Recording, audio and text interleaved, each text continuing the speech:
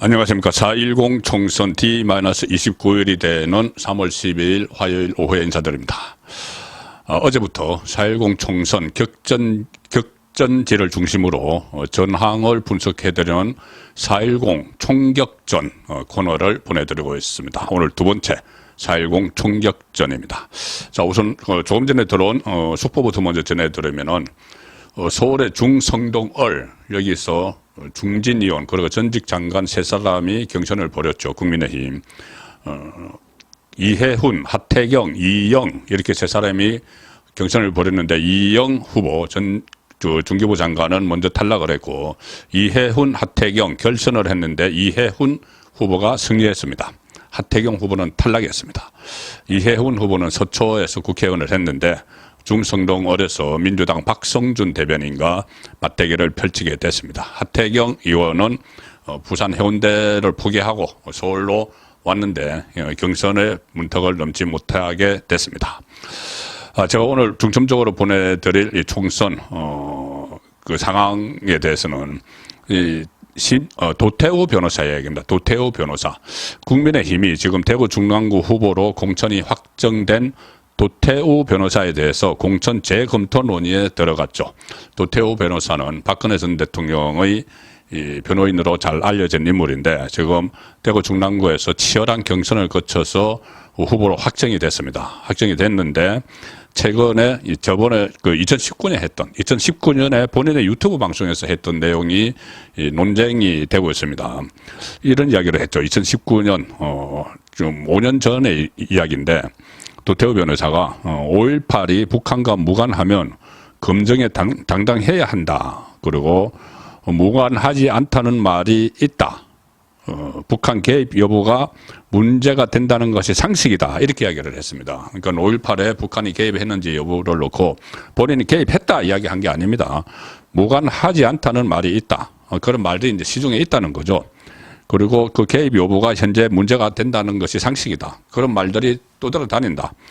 본인이 확정적으로 개입했다고 한 게 아니고 그런 말들이 있다는 이야기를 했습니다. 자, 그런데 이것이 5.18 왜곡이다 이렇게 해서 논란이 되니 이 도태우 변호사가 일단 사과를 했습니다. 민주화 운동에 대한 5년 전 정제되지 못한 개인적 발언들로 심려를 끼쳐드린 데 대해 진심으로 사과드린다. 그렇게 사과를 했습니다.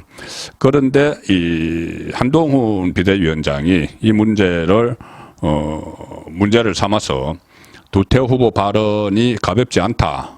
그리고 이 사람의 사과에 대해서 전체적으로 평가하고 되짚어달라. 다시 한번 여러 가지 생각해 보는 것이 우리 당이나 국민을 위해서 낫다. 이렇게 공천 재논의 필요성을 제기를 했습니다. 여기에 대해서 지금 일부에서 그렇게까지 할 수가 있느냐. 가령 예를 들어서 홍준표 대구시장이 이런 이야기를 오늘 했습니다.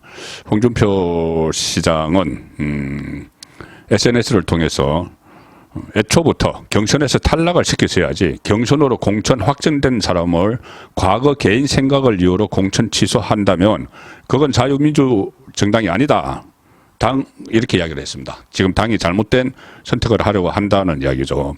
신평 변호사도 도태우 변호사는 기득권 없이 현역 의원을 경선 끝에 밀치고 후보로 확정됐다. 법적으로 따져도 그의 지위는 보장될 것이다. 자, 법적으로 만약에 이것을 가처분 신청 이런 것을 내도 도태우 손을 법원에서 들어줄 거라는 이야기입니다.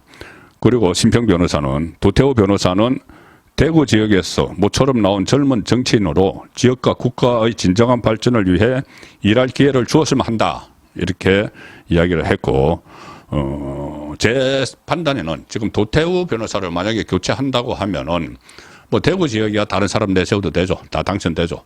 그런데 과연 이것이 전체적인 총선 승리에 도움이 될 것인가? 이 부분은 잘 판단을 해야 됩니다. 공간이도. 선거에 도움이 돼야 되는데 지금 중도청 확장 이렇게 이야기를 하고 있지만은 과연 본인의 의견을 본인이 확정적으로 이야기한 것도 아니고 그런 것이 지금 무관하지 않다는 말이 있다. 이 정도를 5년 전에 했고 그걸 바로 사과를 했고 자, 지금 사과를 했고 그리고 또 경선을 이미 다 거쳤고 이 상황에서 이것을 다시 손보는 것이 과연 그렇게 한다고 해서 중도청의 표심을 그게 얼마나 움직일 것인가. 오히려 집토끼 보수 우파 진영에서 또 혼선을 빚는 그런 영향을 미칠 수도 있다. 그런 판단이 듭니다. 자, 대략적인 오늘 그 선거 상황들을 정리를 해드리겠습니다. 한동훈 비대위원장은 오늘 서울 험지, 영등포, 양천을 방문을 했습니다. 김영주, 영등포는 김영주 민주당에서 말을 갈아탔죠. 그리고 또 그 박용찬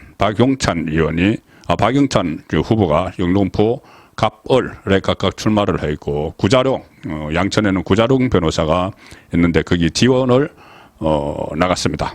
그리고 한동훈 비대위원장이 이렇게 여러 개 선거 지원을 계속 나가는데 여기는 치밀한 전략이 숨어 있다. 자, 이런 분석도 오늘 선거판에서 나왔습니다. 천안, 성남, 용인, 영등포 이렇게 쭉 했는데 이 지역의 공통점은 4년 전에는 졌지만 충분히 이번에는 역전을 할 수 있는 그런 지역을 일단 골라서 다니고 있다. 자, 이런 얘기가 선거판에서 나왔고, 오늘 국민의힘에서도 선대위를 사실상 짰습니다. 민주당에서는 오늘 선대위 출범식을 했죠. 거기 가느라고 이재명이 재판에 불출석했는데 무단으로 이재명, 김부겸, 이해찬 이렇게 3명이 공동으로 선대위원장을 맡았는데 국민의힘은 한동훈 위원장이 총괄해서 원톱입니다. 사실상 원톱이고 나머지 공동선대위원장에 나경원, 원희룡, 안철수, 윤재옥 이렇게 쫙 포진을 시켰습니다. 윤재옥 원내대표를 제외하고 나경원, 원희룡, 안철수 이 사람들은 수도권 맞춤형이죠. 수도권에서 출마를 해 있는 사람들입니다. 본인들이 자기 선거 때문에 인근 지역에 지원 요새를 가기는 어렵지만 수도권에서 바람을 일으키는 차원에서 공동선대위원장을 했는데 실제로는 한동훈 원톱 체제다. 그렇게 정리를 해드리겠습니다.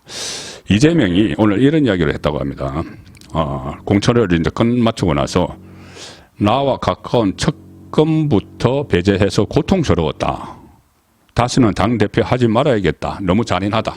이런 이야기를 했다는데 측근 컷오프 누구를 시켰는지 지금 당장 보면은 비명 행사 이 상황인데 측근들이 많이 당했다. 고통스럽다.